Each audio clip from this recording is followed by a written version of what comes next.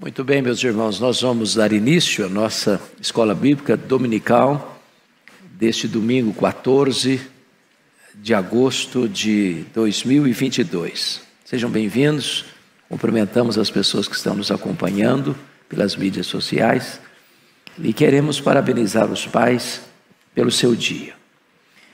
A nossa escola dominical aqui no templo está contemplando 2 livros da Bíblia. Eu estou fazendo exposição de Salmos e o pastor Erival do livro de Êxodo. Então hoje nós vamos examinar juntos o Salmo 16. Peço que você abra sua Bíblia comigo nesse texto, Salmo 16.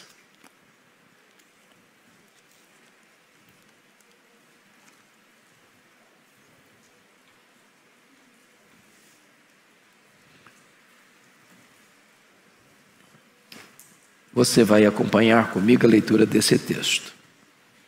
Está escrito o seguinte: guarda-me, ó Deus, porque em ti me refugio. Digo ao Senhor, tu és o meu Senhor. Outro bem não possuo, senão a ti somente. Quanto aos santos que há na terra, são eles os notáveis nos quais tenho todo o meu prazer. Muitas serão as penas dos que trocam o Senhor por outros deuses.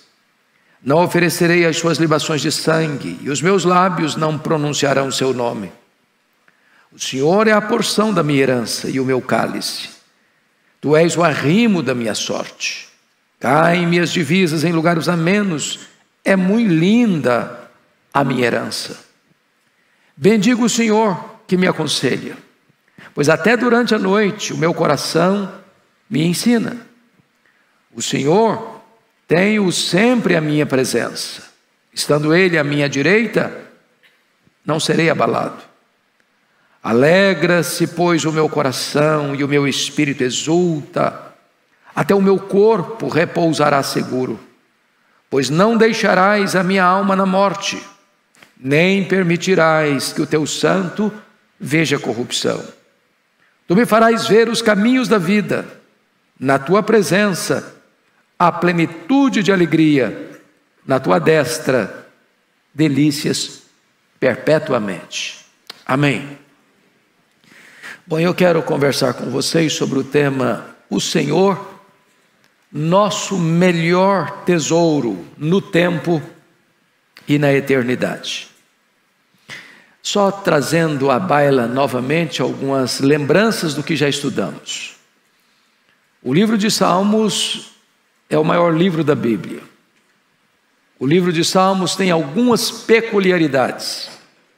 Foi o livro que se demorou mais tempo para escrever.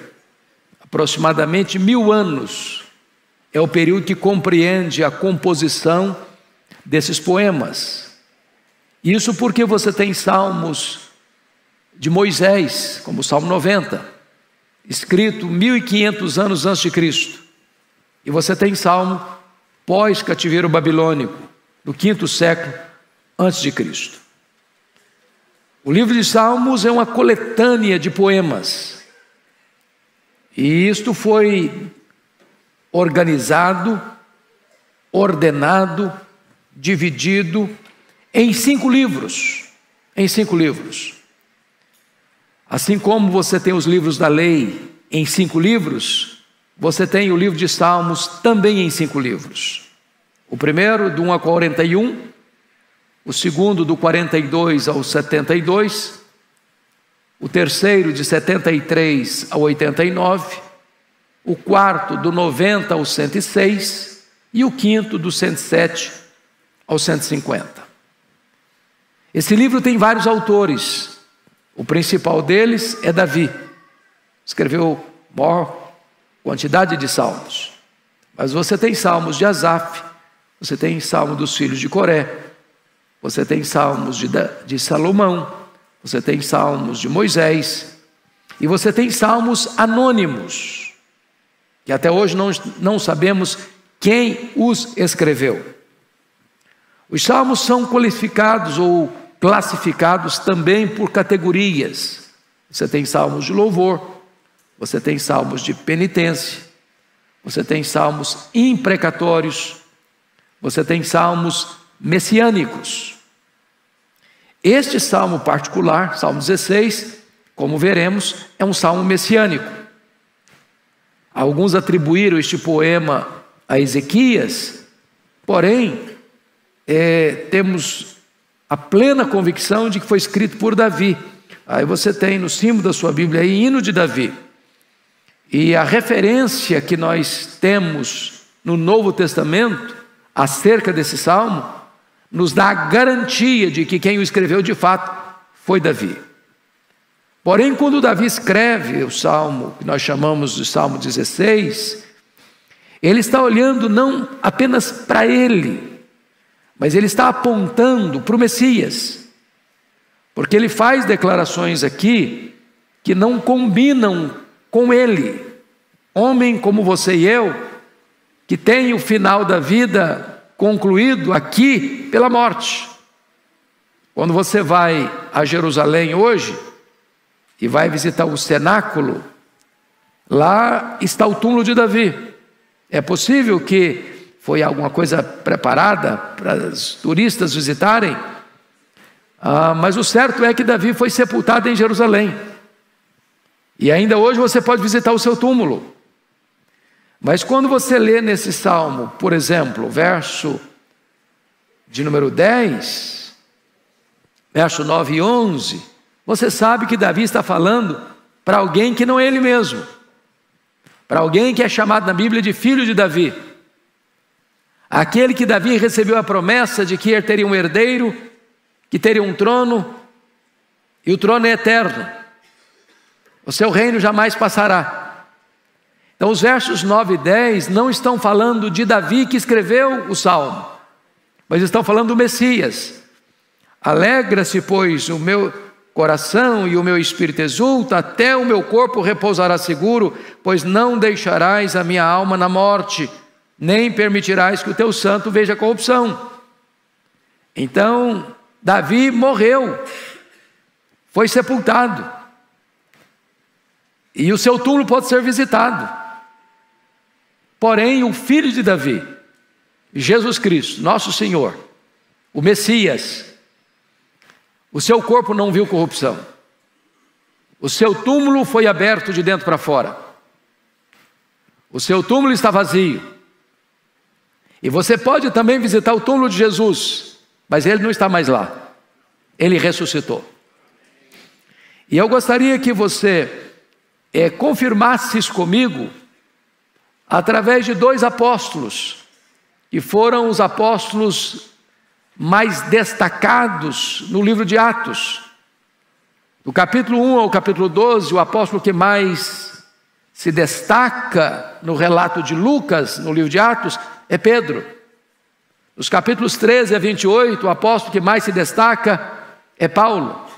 E ambos deram testemunho desse salmo. Ambos citaram este salmo.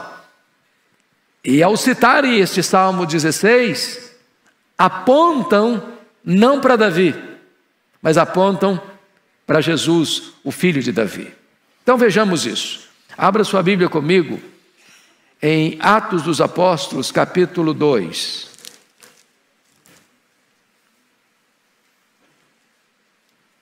A partir do verso 22. Este é o primeiro sermão que o apóstolo Pedro vai pregar depois do Pentecostes, no dia do Pentecostes. E ele se dirige àquela multidão que se aglomerara ao redor do cenáculo, em virtude do derramamento do Espírito, e diz assim: varões israelitas, atendei a estas palavras. Jesus o Nazareno, varão aprovado por Deus, diante de vós, com milagres, prodígios e sinais, os quais o próprio Deus realizou por intermédio dele entre vós, como vós mesmos sabeis, sendo este entregue pelo determinado desígnio e presciência de Deus. Vós o matastes, crucificando-o por mãos de iníquos, ao qual, porém, Deus ressuscitou, rompendo os grilhões da morte, porquanto não era possível fosse ele retido por ela.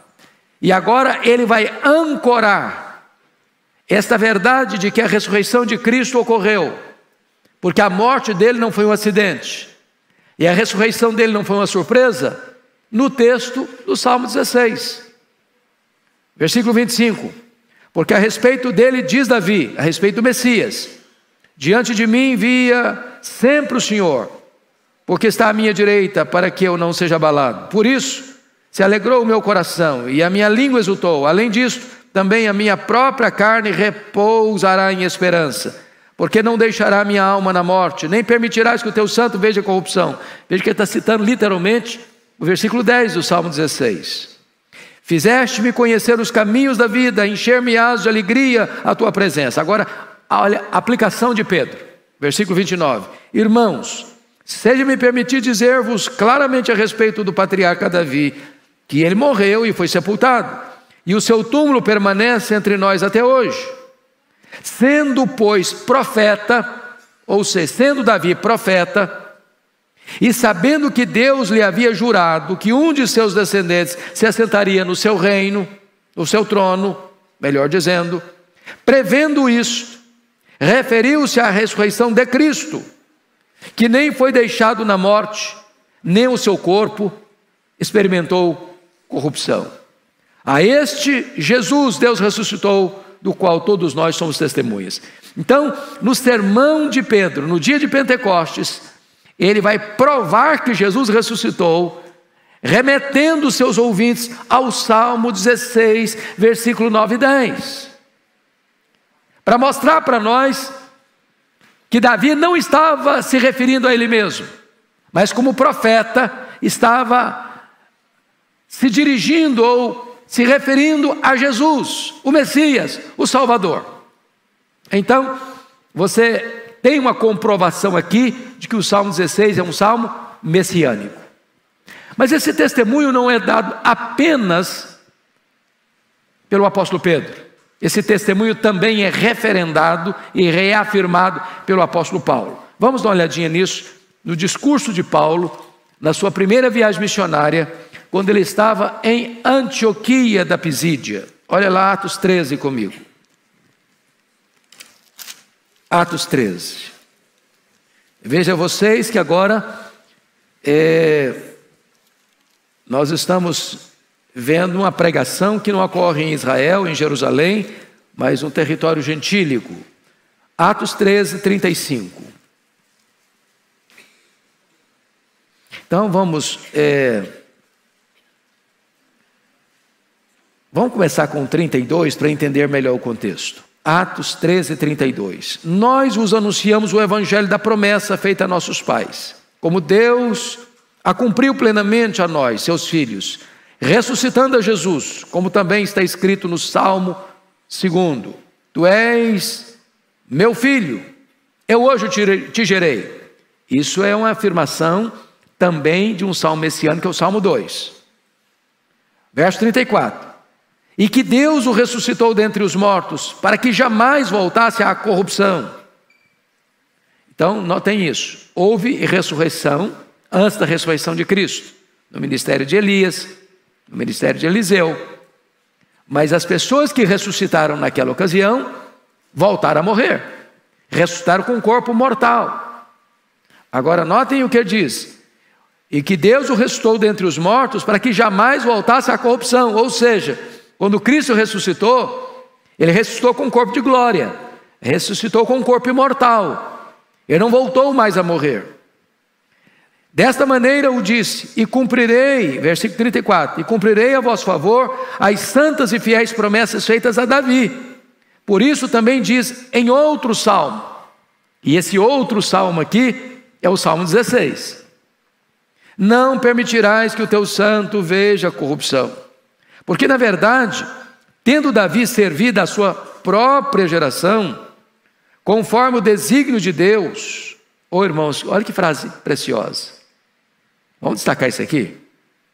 Tendo Davi servido a sua própria geração, conforme o desígnio de Deus.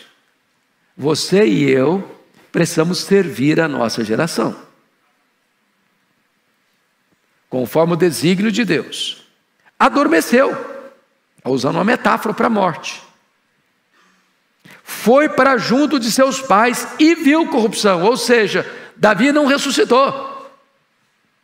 O túmulo de Davi pode ser visitado em Jerusalém. Seu corpo virou pó. Versículo 37. Porém, aquele a quem Deus ressuscitou, que é Jesus, o Messias, não viu corrupção.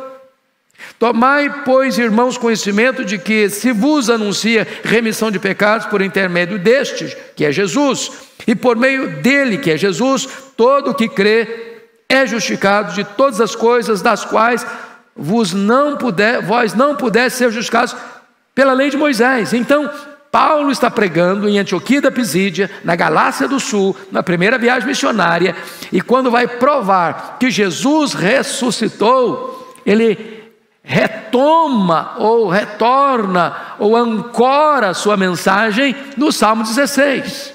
Portanto, esse é um salmo o quê? Messiânico. Bom, esse salmo, agora nós vamos trabalhar a exposição do salmo. Esse salmo tem 3 verdades principais que eu quero destacar. Primeiro, Jesus é o Senhor da vida. Segunda verdade, Jesus é o conquistador da morte. Terceira verdade, Jesus é a alegria da eternidade. Vamos repetir essas 3 frases? Primeiro, Jesus é o Senhor da vida. Repete comigo. Jesus é o Senhor da vida. Segundo, Jesus é o conquistador da morte. Vamos juntos? Jesus é o conquistador da morte. Terceira verdade, Jesus é a alegria da eternidade. Vamos juntos? Jesus é a alegria da eternidade. É sobre essas 3 verdades essenciais que Davi vai falar para nós agora neste salmo. Então vamos ver a primeira delas. Jesus é o Senhor da vida. Está aí nos versos 1 a 8. A primeira coisa que eu noto aqui é uma oração cheia de confiança. Versos 1 e 2. Guarda-me, ó Deus, porque em ti me refugio. Diga ao Senhor, tu és o meu Senhor.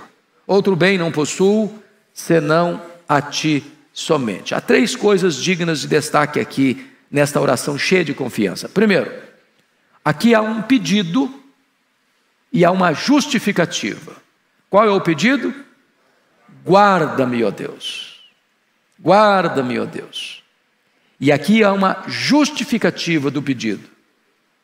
Porque em ti é refugio. Davi foi um homem que viveu muitos perigos.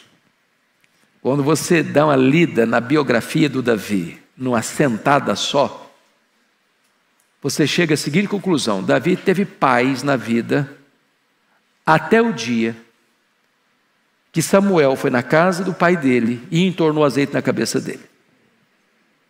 Ele era feliz, cuidando das ovelhinhas, correndo para lá, para cá, defendendo as ovelhas dos lobos, dos leões, das feras, compondo música, tocando harpa, atirando pedras nas feras.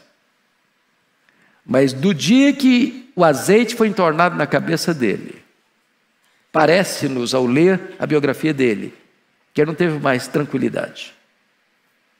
Assumiu o trono, ajuntou riquezas, conquistou territórios, formou um exército, adquiriu fama, mas a vida dele foi uma vida atribulada.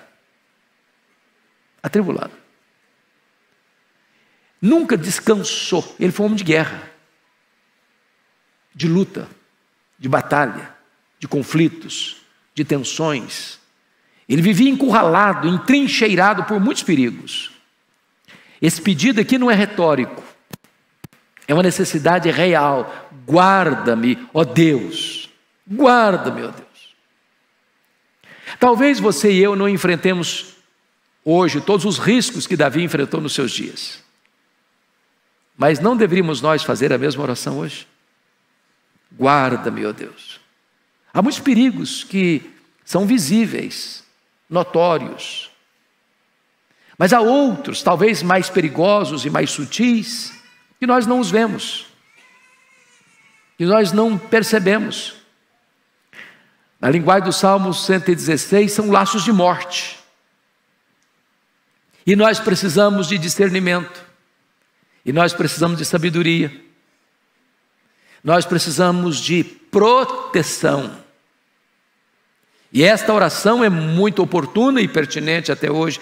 Guarda-me, ó Deus, guarda-me. Na linguagem do Salmo 73, é Deus quem segura a nossa vida com a sua mão direita, nos guia com o seu conselho eterno e nos recebe na glória. Se Deus tirar a mão dele de cima da gente, nós somos frágeis demais e não conseguimos sequer ficar de pé, escorados no bordão da autoconfiança. Guarda-me, ó Deus. E ele vai dar a justificativa, por que ele está fazendo essa oração. Veja você, porque em ti me refugio. Ou seja, ele faz porque sabe quem é Deus. E ele não só sabe quem é Deus, ele tem de fato se refugiado em Deus. Deus é o seu escudo. Deus é o seu protetor. Deus é o seu libertador. Quantas enrascadas Davi teve na vida? Teve uma época que ele teve que se fingir de doido, esgravatando, babando, para conseguir sair das mãos do inimigo. Houve épocas em que ele foi encurralado, a casa dele foi encurralada. O sogro dele, que foi o seu arqui-inimigo, queria matá-lo de todo jeito. E ele tinha que fugir para as cavernas, para os desertos, buscando asilo até fora de Israel. E ele está dizendo, ó Deus, guarda-me, porque em ti eu me refugio. E ele não está dizendo isso retoricamente, não. Ele cria nisso, ele acreditava nisso, ele se fiava nisso. Há uma segunda coisa que eu destaco aqui, nessa oração cheia de confiança. É uma fé pessoal. Olha o verso 2 comigo. Diga ao Senhor, tu és o meu Senhor. Outro bem não possuo senão a ti somente. E eu queria destacar aqui esta questão. Diga ao Senhor, tu és o meu Senhor.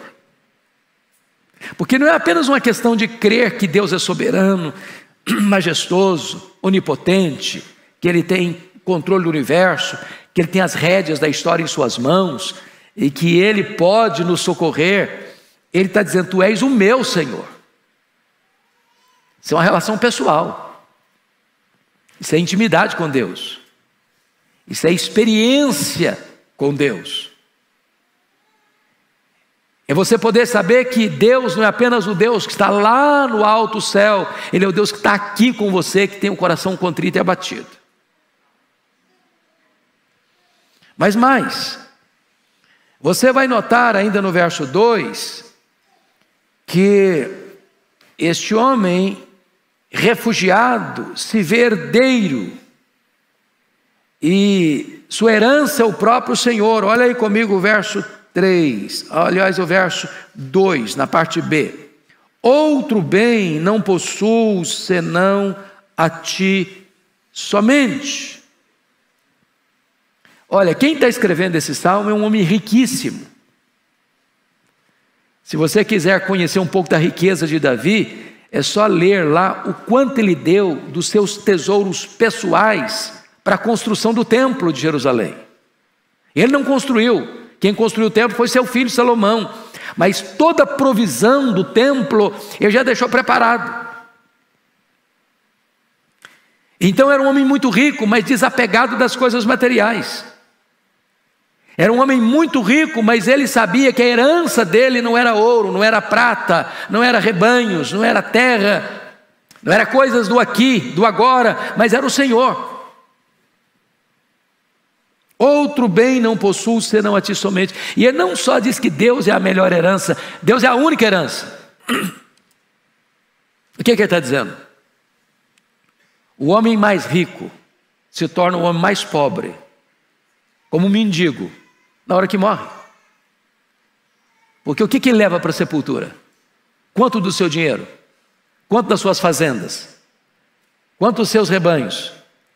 Quanto da sua caderneta? Quanto dos seus investimentos na bolsa? Quanto de barra de ouro? Quanto de investimentos no mercado financeiro, quanto ele leva? Leva nada. Ele desce a cova igual um mendigo. Os ossos dele se secam e viram pó, do mesmo jeito que os ossos do mendigo. Isso levou John Rockefeller, o primeiro bilionário do mundo, a afirmar que o homem mais pobre que ele conhecia era o homem que só tinha dinheiro. Feliz é o homem que pode entender isso. O que Davi afirmou: outro bem não possuo senão a ti somente. Deus não é apenas o seu refúgio, verso 1, mas Deus é também a sua herança, no verso 2. Lembra do Salmo 73, do conflito, das angústias de Asaf, que estava invejando o ímpio que prosperava? O cara tinha dinheiro, o cara tinha saúde, o cara tinha amigos, pelo menos os bajuladores que o cercavam, e ele, piedoso, todo dia afligido, todo dia castigado, e ele tem inveja, quase que os seus pés resvalam, até que ele entrou na casa de Deus e atinou com o fim do ímpio. O ímpio só tem dinheiro, não tem mais nada, ele só tem saúde, até o dia que o corpo dele é surrado pela doença. Mas quando o ímpio morre, ele perece. Mas ele diz: eu tenho o Senhor, eu tenho o Senhor. Que verdade bendita é essa que Davi está expressando. Mas agora, vamos à segunda lição desse texto. Uma companhia cheia de prazer, nos versos 3 e 4. Olha aí comigo. Quanto aos santos que há na terra, são eles os notáveis, nos quais tenho todo o meu prazer. Muitas serão as penas dos que trocam o Senhor por outros deuses, e os meus lábios não pronunciarão o seu nome. Então eu chamo a sua atenção para um aspecto muito importante, que é o que eu chamo de comunhão vertical, verso 1 e 2, com a comunhão horizontal, versos 3 e 4. Ou seja, quando você tem comunhão com Deus, você vai procurar também ter comunhão com quem anda com Deus. Davi sabia exatamente o que significava alguém que trocava o verdadeiro Deus por outros deuses. Talvez uma das maiores tentações que o povo de Israel viveu ao longo da sua história, até o cativeiro babilônico, é que Israel viveu sempre flertando com outras divindades. Às vezes que Israel caiu desastradamente, é porque Israel deixava o seu Deus para se curvar diante de outros deuses. Um exemplo clássico disso é quando Moisés subiu ao Monte Sinai e o povo falou: cadê o nosso líder? Tem 40 dias que ele não aparece, ele não vai aparecer mais não, acho que ele deve ter morrido para lá e ele não vai chegar mais. E aí chegaram para o Arão, o irmão dele, falou: Arão, você dá um jeito de arrumar um Deus para nós. Aí pegaram os brincos, os braceletes, os objetos de adorno, de ouro, e botou tudo aquilo no fogo, e Arão fez um bezerro de ouro. E o povo diz: esse bezerro é o nosso Deus. A idolatria, irmãos, é uma loucura. Ela tira o siso, a inteligência. Porque notem vocês o que é uma pessoa fabricar um ídolo, forjar uma imagem, montar a figura de um bezerro, que foi feito pela mão do homem, e agora você diz: aquilo que eu fiz é o meu Deus. Na linguagem do profeta Isaías, no capítulo 44 do seu livro, ele pega a seguinte imagem: o camarada sai com um machado na mão, hoje é motosserra, e ele vai lá derruba uma árvore, e ele faz esta árvore em toras, e ele pega parte desta árvore e bota no fogo para fazer comida, para almoçar, para jantar. E a outra parte desta árvore ele entrega nas mãos de um profissional da área, que vai fazer um ídolo, uma imagem bonita, que depois vai cobrir de prata ou de ouro, para não oscilar, e vai dizer para essa imagem: você é o meu Deus.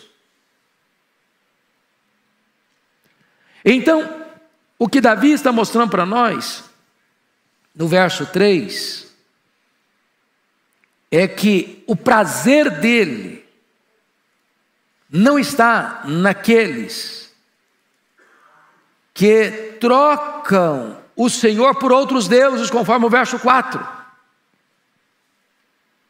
Mas o deleite da alma dele na área de relacionamento, de convivência, está no verso 3. Quanto aos santos que há na terra, são eles os notáveis, nos quais tenho todo o meu prazer. Comunhão com aqueles que esposam a mesma fé que você tem em Deus. Em outras palavras, Davi está dizendo: eu não tenho prazer na convivência com os apóstatas. Ele não gasta tempo para estar em aliança com aqueles que trocaram o Senhor por outros deuses. E você vai perceber uma coisa, o que está escrito no versículo 4, ele não está falando do pagão, ele não está falando daquele que nasceu num berço de escuridão, e cresceu num berço de escuridão, e nunca conheceu a verdade. Leia comigo de novo o verso 4, preste atenção no que ele está dizendo. Muitas serão as penas dos que trocam o Senhor por outros deuses. Ele está falando daquele que caminhou com ele um dia, na mesma fé, na mesma crença, nos mesmos valores, nos mesmos princípios. Aquele que professava o nome do Senhor como seu Deus. E de repente um fato aconteceu. A apostasia chegou. E a pessoa não crê mais como cria. Ela não aceita mais as mesmas verdades que defendia. Ela rejeita todo aquele conteúdo doutrinário, teológico que um dia ela abraçou. E ela joga tudo fora e agora abraça uma outra fé pagã, idólatra, sem nenhuma consistência com a verdade das Escrituras. E Davi está dizendo: nesses a minha alma nos comprais. Eu não tenho prazer em conviver com eles. Aqueles que viraram as costas para o Senhor, aqueles que abandonaram a verdade, aqueles que se desviaram do caminho, aqueles que trocaram o Senhor por outros deuses, esses, diz Davi, vão sofrer muitas penas. Porque não há esperança fora de Deus, não há salvação fora da verdade, não há vida fora daquele que é a fonte da vida. Esse salmo está mostrando para nós, irmãos, o grande perigo daqueles que se apostatam, se desviam da verdade de Deus. Pois bem, vamos agora à terceira lição desse primeiro ponto. Uma herança cheia de privilégio, versos 5 e 6, olha comigo. O Senhor é a porção da minha herança e o meu cálice, tu és o arrimo da minha sorte. Caem minhas divisas em lugares amenos, é muito linda a minha herança. Bom, você nota que eu já tinha dito isso no verso 2. Digo ao Senhor, tu és o meu Senhor, outro bem não possuo, senão a ti somente. Mas agora ele vai mostrar que o Senhor é a porção da sua herança e o meu cálice, tu és o arrimo da minha sorte. Aqui eu quero chamar a sua atenção para duas coisas. Primeiro, Davi era um homem muito rico, mas a herança dele era o Senhor. Irmãos, nós somos uma geração que, graças a Deus, temos provisão, temos fartura, temos abundância. Você tem mais comida na sua casa do que você precisa e mais dinheiro do que você necessita para encher a sua despensa. Bendito seja Deus. Você abre o seu guarda-roupa e você tem mais roupa do que você precisa. Nós vivemos numa geração que bens de consumo são fáceis de ter acesso. Você se lembra lá, quando João Batista pregava no deserto, e a multidão perguntou para ele assim: o que nós vamos fazer, João Batista, diante dessa pregação de arrependimento? Como é que é isso? Como é que a gente mostra que está arrependido mesmo? Ele diz: quem tem 2 túnicas, dê uma para quem não tem. Naquela época, as pessoas não tinham acesso igual nós, com roupa. A pessoa que tinha 2 túnicas era o senhor fulano. Você pegava uma roupa e usava até acabar. Hoje, todos nós aqui temos mais do que 2 túnicas, mais do que 2 calças, mais do que 2 camisas. As mulheres, mais do que 2 vestidos, né? Embora tenhamos tanta fartura, Davi vai dizer: o Senhor é a minha herança. Mas a segunda coisa que ele está dizendo aqui: tu és o arrimo da minha sorte. É que apesar de Davi ter um grande exército, de ter muita defesa, de ter feito de Jerusalém a capital de Israel, e de ter fortalecido aquela cidade, e com o seu exército conquistado novos territórios e alargado as fronteiras de Israel, ele está dizendo que Deus é a sua segurança. Então, onde está a sua segurança? No dinheiro? Na saúde? No seu conhecimento, na sua inteligência? Ou no seu poder? Seja ele econômico, político? Onde está a sua confiança? E Davi está dizendo o seguinte: apesar de ele poder dizer, eu confio no meu exército, eu confio no meu poder, eu confio nas minhas armas, eu confio na minha estratégia política e militar, eu sou um conquistador. Ele está dizendo: não, o Senhor é o meu arrimo, o Senhor é a minha fortaleza, o Senhor é o meu protetor. Irmãos, isso não é retórica. Isso é algo sublime que deve marcar a minha, a sua, a nossa vida ainda hoje.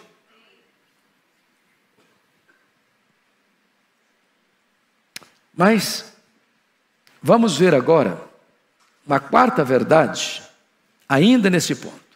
Uma comunhão cheia de aprendizado, versos 7 e 8. Olha aí comigo. Bendigo o Senhor que me aconselha, pois até durante a noite o meu coração me ensina. O Senhor tenho sempre a minha presença, estando Ele à minha direita, não serei abalado. Então você vai notar no verso 7, que Deus para Davi é o seu refúgio, Deus para Davi é a sua herança, Deus para Davi é o seu protetor, mas agora Davi vai dizer que Deus é para ele o seu conselheiro. Bendigo o Senhor que me aconselha. E eu pergunto a você: quem é o seu conselheiro? E você pergunta ainda: mas como Deus pode ser hoje o meu conselheiro? Quando você abre a Bíblia. Isso aqui é a palavra de Deus. E se você, ao caminhar pela vida, ao tomar decisões, ao fazer um negócio, seja pequeno ou grande, na sua empresa, no seu trabalho, ao ter que tomar uma decisão, seja na vida pessoal, conjugal, familiar, profissional, você consultar a Deus, e consultar a Deus não é uma coisa mágica, não é uma caixinha de promessa que só tem coisa boa, nenhuma exortação, nenhuma repreensão, só promessa de bênção. Você pode criar uma ideia equivocada, mas se você for para a Escritura para examinar todo o conselho de Deus, se você pautar sua vida pela palavra de Deus, sendo dirigido pelos conselhos de Deus, Deus é também hoje o nosso conselheiro. É o nosso conselheiro. Você não caminhar fiado na sua sabedoria, mas na sabedoria divina. Agora notem, Davi vai dizer no verso de número 7, pois até durante a noite o meu coração me ensina. E eu acho isso aqui fenomenal, porque Davi está mostrando para nós um princípio aqui, que é o princípio da meditação. Me permita usar uma ilustração do campo, da região rural, da pecuária. Você sabe que o boi, a vaca, tem 2 estômagos. Você vê um animal pastando, ele está pastando o tempo todo, vai pastando, está comendo. Ele ingere aquilo. Depois ele vai parar ou vai deitar e ele vai passar aquele alimento de um estômago para o outro, que ele vai ruminar o alimento. Às vezes a gente lê a Bíblia atropeladamente, apressadamente, sem parar, sem refletir. Davi está dizendo que ele tem o propósito não só de ler a Escritura, não só de receber conselhos de Deus, mas ele para, ele rumina, ele digere, ele processa todo aquele conteúdo que ele leu, que ele aprendeu, para ele mesmo, durante as vigílias da noite, aconselhar o seu próprio coração. É isso que ele está dizendo. Pois até durante a noite o meu coração me ensina. Ora, o nosso coração é inclinado para o mal. Do nosso coração procede todo mau desígnio. Como é que você vai ter o seu coração como mestre, como conselheiro? O seu coração só brota aquilo que você joga nele. Se você entulhar o seu coração de coisa ruim, o que vai brotar de lá? É coisa ruim. Se você passa a noite inteira só assistindo seriado e as coisas mais complicadas da vida acontecendo ali diante dos seus olhos, o que é que o seu coração vai trazer à tona? É aquele conteúdo. Entretanto, se você alimentar-se da palavra de Deus, ler a palavra de Deus, para meditar na palavra de Deus, à noite o seu coração não vai estar aí com fantasias perigosas, o seu coração vai estar focado naquilo que você aprendeu de Deus, e isso vai se tornar diretriz para a sua vida. Mas vejam vocês,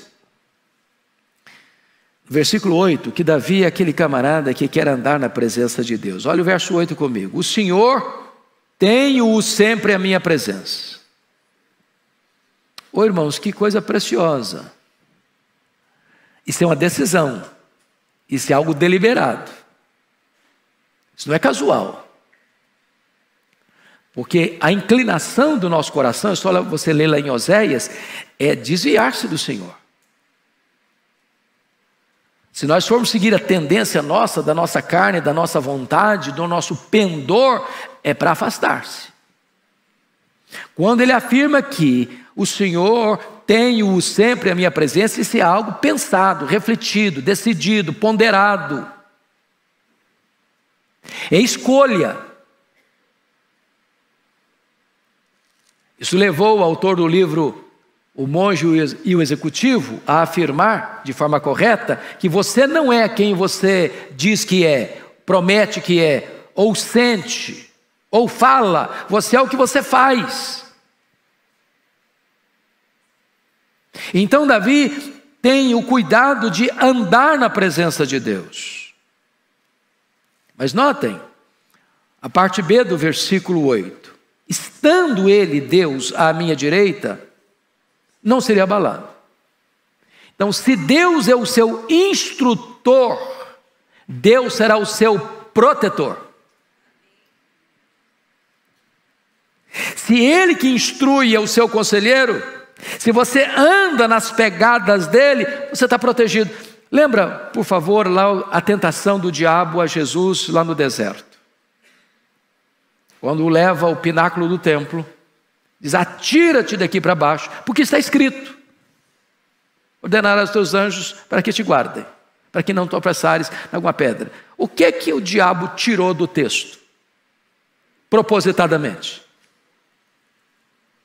Tirou a frase: para que te guarde em todos os teus caminhos. Em outras palavras, Deus não tem nenhum compromisso com as nossas loucuras.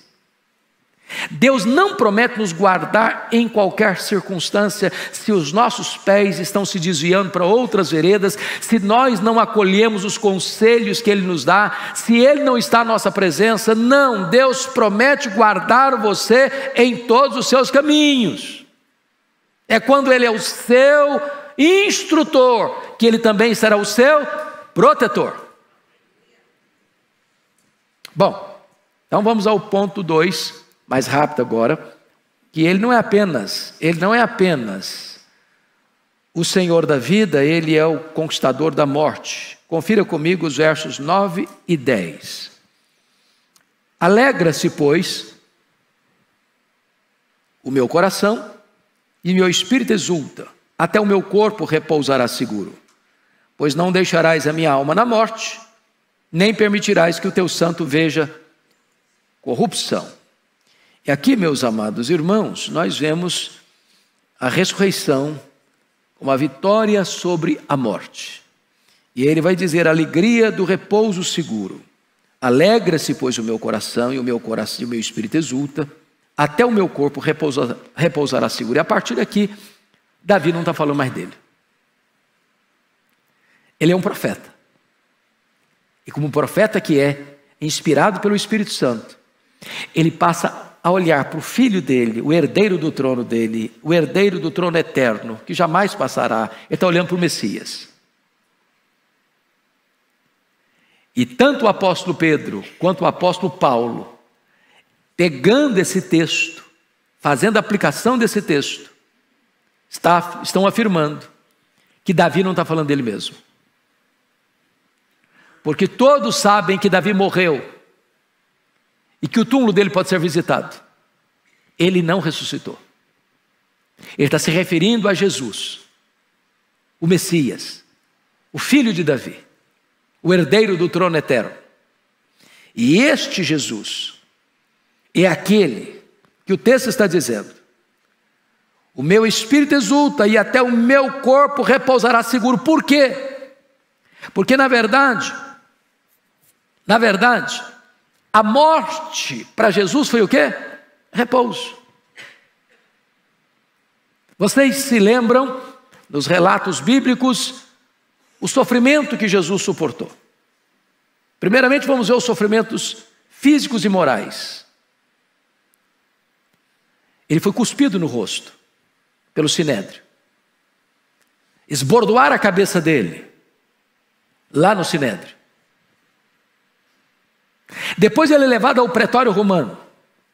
E vocês se lembram como Pilatos entregou Jesus para ser açoitado.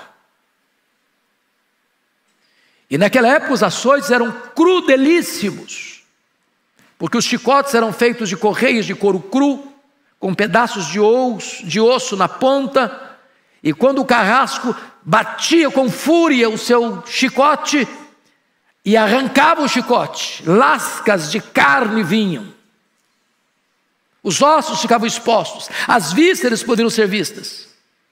Muitos morriam naquele suplício. Se não bastasse isso, Jesus, todo supliciado, tem uma coroa de espinho pontiagudo a ferir-lhe a fronte. E ainda ter que carregar nu, pelas ruas de Jerusalém, o pesado lenho. E ser esticado naquele leito vertical da morte, com dores, com cãibras, com sede. Mas o maior sofrimento de Jesus não foi o físico, nem o emocional. Foi o sofrimento espiritual. E é por isso que diz a Bíblia que ele chora e sangra no Getsêmani. Pai, se possível, passe de mim este cálice, sem que eu beba, se não seja feita a tua vontade. E este cálice não era os açoites, não era o abandono dos discípulos, não era a multidão gritando em frene: crucifica-o, crucifica-o. Este cálice era ter sua alma pura, santa, imaculada, completamente tomada pelo nosso pecado, a ponto da Escritura nos afirmar que Deus lançou sobre ele a iniquidade de todos nós, e ele carregou sobre o seu corpo no madeiro os nossos pecados, e ele morreu pelos nossos pecados, segundo as Escrituras. Agradou ao Pai moê-lo. Sendo santo, foi feito pecado. Sendo bendito, foi feito maldição. Sendo amado do Pai, gritou da cruz: Deus meu, por que me desamparaste? Então, quando Jesus morre, diante de tanto sofrimento, seja físico, seja espiritual, o texto nos informa: até o meu corpo repousará seguro. E ele vai dizer: nem permitirás que o teu santo veja corrupção. O corpo de Jesus não apodreceu. O corpo de Jesus ressuscitou. E de que maneira ele ressuscitou? Com um corpo imortal, incorruptível, poderoso, glorioso, espiritual, celestial. E sabe o que a Bíblia diz? Que você e eu vamos ter um corpo semelhante ao corpo da glória do Senhor Jesus. A Escritura diz que morrer agora, em virtude da morte e ressurreição de Jesus, não é para nós uma tragédia mais. Segundo Coríntios 5,8 diz que morrer é deixar o corpo e habitar com o Senhor. Filipenses 1,23 diz que morrer é partir para estar com Cristo, que é incomparavelmente melhor. A Escritura diz que em Apocalipse 14,13 que bem-aventurados são aqueles que desde agora morrem no Senhor, para que descansem das suas fadigas e as suas obras os acompanhem. Então esta é uma verdade magna que estamos aprendendo aqui. A convicção da ressurreição. Pois não deixarás a minha alma na morte, nem permitirás que o teu santo veja corrupção. E o que é glorioso, irmãos, é que o apóstolo Paulo, interpretando essas verdades, lá em 1 Coríntios, capítulo 15, verso 20, ele vai dizer, mas de fato Cristo ressuscitou, sendo ele as primícias dos que dormem. Ou seja, quando Jesus entra na morte, e diz a Bíblia que se as pessoas, os ímpios, as autoridades humanas e espirituais soubessem disso, jamais teriam crucificado o Senhor da glória, porque é uma espécie de conspiração divina. Quando os inimigos pensam que estão prevalecendo sobre Jesus, e judeus e gentios se uniram para matar o autor da vida, eles jamais podiam imaginar que Jesus entraria nas entranhas da morte, arrancaria o aguilhão da morte, mataria a morte, inaugurando a imortalidade com a sua ressurreição. Ele reverteu o quadro, ele virou a mesa. E ele, Jesus, é a garantia de que nós ressuscitaremos. Então, vamos ao último ponto. Primeiro, o Senhor é o quê? Senhor da vida. Segundo, Jesus é o quê? Conquistador da morte. Mas agora, em terceiro lugar, Jesus é a alegria da eternidade. Olha comigo o versículo 11, por favor. Tu me farás ver os caminhos da vida. Na tua presença, a plenitude e alegria. Na tua destra, delícias perpetuamente. Então veja você que em lugar da morte, você tem vida abundante. Você e eu podemos, como Paulo, olhar na cara da morte e perguntar, onde está a morte da tua vitória? Onde está a morte do teu aguilhão? Tragada foi a morte pela vitória. Embora é o último inimigo a ser vencido, e embora a morte ainda nos traga sofrimento tão atroz, a morte já morreu, para nunca mais ressuscitar. Mas o vencedor da morte entrou nas entranhas da morte, matou a morte, ressuscitou e inaugurou a imortalidade. Louvado seja o Senhor. Mas veja mais, os caminhos da vida só existem na presença de Deus. Na tua presença a plenitude e alegria. Meus irmãos, isso aqui eu chamo de filosofia da vida. Porque chama a sua atenção que na época do Novo Testamento, era muito comum no mundo uma doutrina chamada de hedonismo. Os epicureus eram hedonistas. Lembram de Paulo em Atenas discutindo com os epicureus? Os epicureus acreditavam nisso, que não tem eternidade, não tem céu, não tem inferno, não tem amanhã, não tem futuro. A vida é apenas uma rápida jornada do berço à sepultura. Portanto, o lema dos epicureus, dos hedonistas modernos, é comamos e bebamos, porque amanhã morreremos. Curta a vida. Beba todos os baldes de prazer que a vida lhe oferece. Não se reprima. Mas a questão é, o homem tem conseguido encontrar a verdadeira alegria jogando esses baldes de prazer para dentro dele? Eu costumo pensar na seguinte cena. Eu, quando às vezes venho para cá, domingo de manhã, eu passo na frente de uma boate. E às vezes, 7h30 da manhã, você passa lá e vê jovens vomitando na calçada. A cara amarrotada. A pergunta é, qual era a proposta daquela programação da boate? Era arrebentar com as pessoas? Está na placa lá, venha para cá que você se arrebenta todo. Se você vier, você vai vomitar. Não, não é essa a proposta. Qual é a proposta?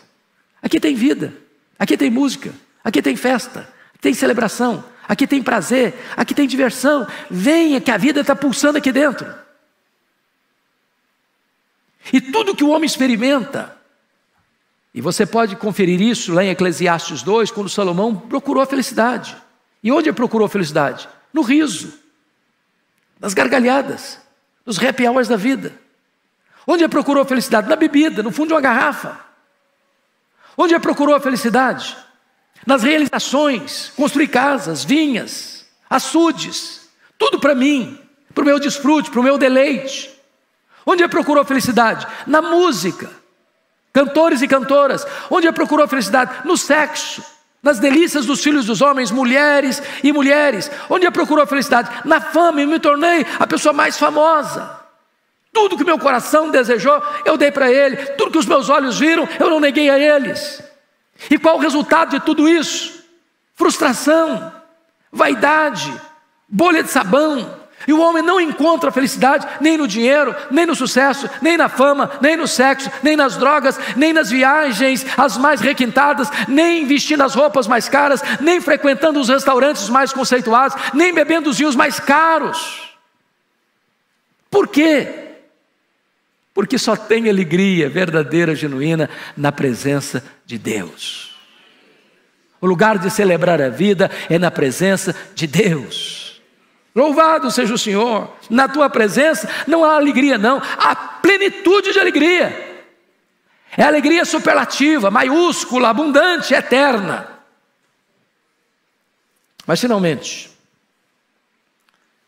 o que o texto está dizendo é que os prazeres do céu são maiores e melhores do que os melhores prazeres da terra. O que está escrito aí? Na tua destra, delícias perpetuamente. O que é perpetuamente? Para sempre. E aqui, irmãos amados, eu gostaria de concluir trazendo o que 3 homens de Deus disseram no final da vida. Para mostrar que quando um crente que tem Deus como seu refúgio, como a sua herança, como seu conselheiro, como seu protetor, ele enfrenta esta hora final, não com desespero. Quando Dwight Lyman Moody, o grande evangelista e avivalista americano, estava morrendo, ele disse: afasta-se a terra, aproxima-se o céu, eu estou entrando na glória. Mark Lloyd Jones, médico e pastor, depois de lidar com um câncer que foi minando a sua saúde, ao final ele disse para sua família e para sua igreja: não precisam, não orem mais por minha cura, não me detenham da glória.